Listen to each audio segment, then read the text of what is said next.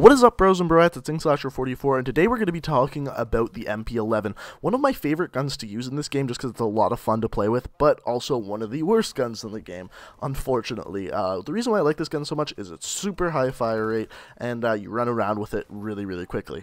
So, let's get right into this. Let's start by talking about the stats, the in-game stats for this gun, so the stats that the Call of Duty developers give you. So, 7 damage, 7 accuracy, 12 fire rate, 6 range, 12 handling, and 16 mobility. So the highest stats there are the fire rate and the mobility. That's, like I said, run around really fast, shoot really fast. A lot of fun to use.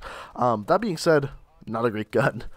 So if we're going to look at the real stats, the ones that actually mean something, this gun is a 4 to 6 bullet kill gun, so a pretty wide variation in the amount of bullets you're going to take to kill. So up close, you're looking at 30 damage, at mid-range you're looking at 24, and at long range you're looking at 19.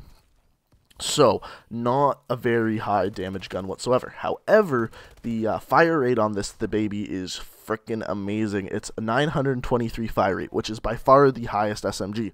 However, I think the SMG's fire rates in this gun aren't high enough simply because the BAL's fire rate is so high. The BAL's fire rate is 850, so really you're only looking at pretty much a 75 fire rate increase from the BAL to the MP11, the fastest fire rate in submachine guns, which is a little ridiculous, but like I said, a really high fire rate.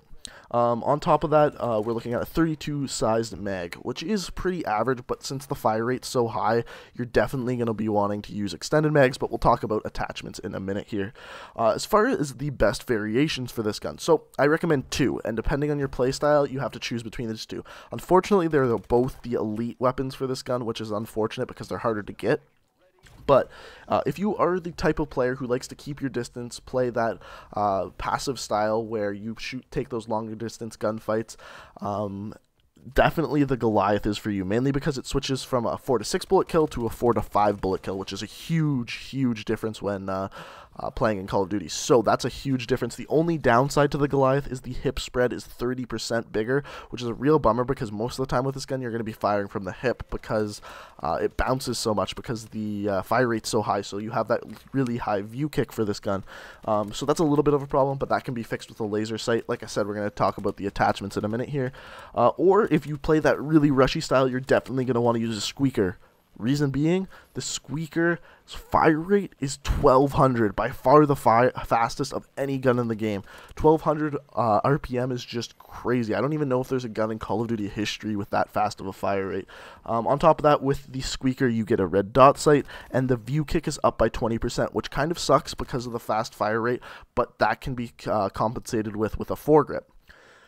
So, those are the 2 I would definitely recommend, both the elite versions of this gun, but both very good.